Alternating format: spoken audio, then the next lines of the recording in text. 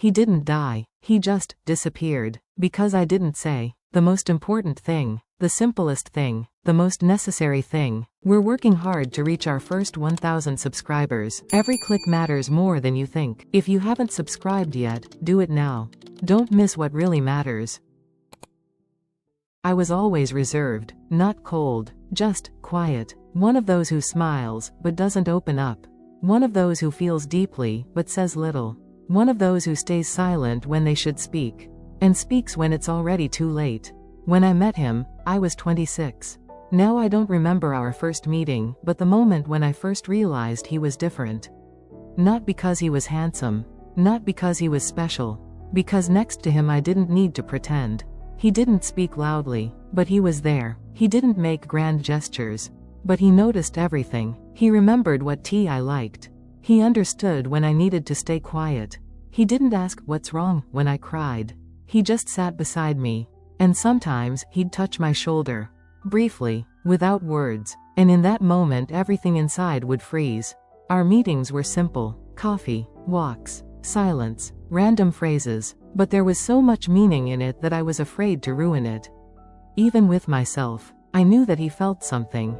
I saw how he looked at me, and still, I didn't say anything. He waited. I could feel it. Sometimes he'd start a sentence, you know, and fall silent, and I would too. Because if he's not daring to speak, then I shouldn't either. Then I shouldn't be the first one. And then I'd tell myself, this is the 21st century. Why do we even need these words? The main thing is to be together. But one day, he didn't come, didn't call, didn't text. I waited. A day, a week, 3 weeks. I made up explanations for myself: work, fatigue, misunderstanding. Then, hurt feelings. Then, fear. Then, emptiness. He disappeared as if he had switched himself off from my reality. As if he had said goodbye, but only inside. I could have called. I could have texted. I could have gone to him. But I didn't take a single step. I told myself, if I was important to him, he would have stayed. But the truth was different. I never once said that he was important to me. 2 months passed. I saw him in someone's Instagram story, on the other side of the country. With another woman. Bright, warm, open. I didn't feel jealousy. I felt that he had left me, the one who didn't speak. Now more than 3 years have passed. And I still live with this silence. It's not pain, not rage, not tears. It's silence. Cold, like a room where someone waited for a long time and then left. Almost a year passed, and I met someone else. His name was Ryan. He was attentive, smart, kind. He wasn't like him. He was simpler, more straightforward. He didn't look for depths, didn't peer into pauses. He just was. He came with flowers, made coffee in the morning, left sweet notes, called first, sometimes even too often. He did everything right. And it was irritating. I was angry with myself. What's wrong with me? Why can't I be grateful? Why can't I let go? Because somewhere deep inside I knew, I'm comparing. Constantly, silently, cruelly. Ryan would say, I feel like you're not with me. I'd answer, it's just work. Just fatigue. But in my head it sounded different. You're not him. And with you I'm not scared. But I'm not hurting either. Which means, it's not real. One day he said, I love you. And froze. Waited for me to say it back. I looked at him, heard those words, and couldn't repeat them, couldn't even lie. I nodded, hugged him, and whispered, thank you. The next day he left. Without drama, without tears. He just understood. Then there were more relationships. There were attempts to start over. To believe, to open up, but everything felt like it was through glass. In every story I thought not about what I felt, but about what I didn't feel. Sometimes, in the middle of the night, I'd wake up and automatically reach for my phone.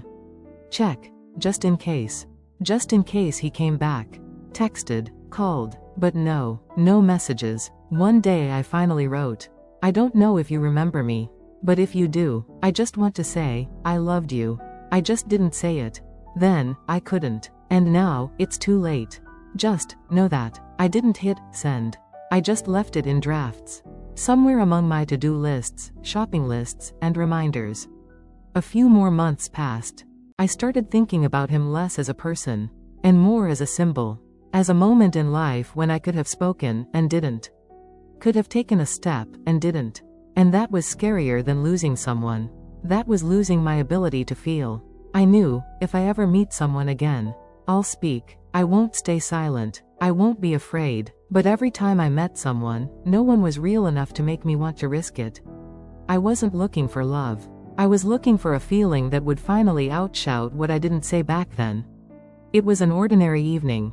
I was coming home from work. Headphones, snow, people, everything as usual. I hadn't checked my mailbox in a long time, only bills came there. But this time I opened it for some reason. An envelope, no return address, neat, clean, slightly crumpled. I stood holding it, not understanding what to do. And inside, suddenly that feeling rose up. The one I had kept locked away for so long. I knew who this letter was from. Not by the handwriting, not by intuition, but by how scared I suddenly became. I went into the apartment. Didn't take off my coat. Didn't take off my shoes. Just sat on the floor in the hallway and tore open the envelope. Inside, one sheet. Neat handwriting. Black pen. No, hello. No, how are you? Just this. I waited for a long time. Waited for you to say something. Not because I needed recognition, but because I wanted to hear that it wasn't just inside me. You looked, as if you knew, but stayed silent, as if you still doubted. I tried to guess. Are you afraid, or don't you want to? And every time I came to one conclusion: if you're not speaking, then the answer is no. I left not because I stopped feeling, but because I got tired of fighting the silence.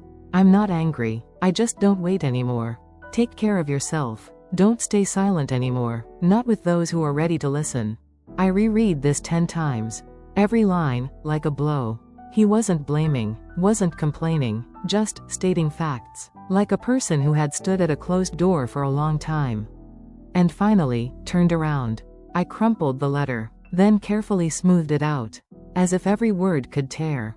My head was buzzing. He knew everything. He felt it. He didn't leave because he didn't love. He left because I didn't choose him. Not out loud, not directly, not when it was needed. And now, it doesn't matter. I cried, without holding back, not in a feminine way, but as if something I'd been hiding all this time had been torn out of me.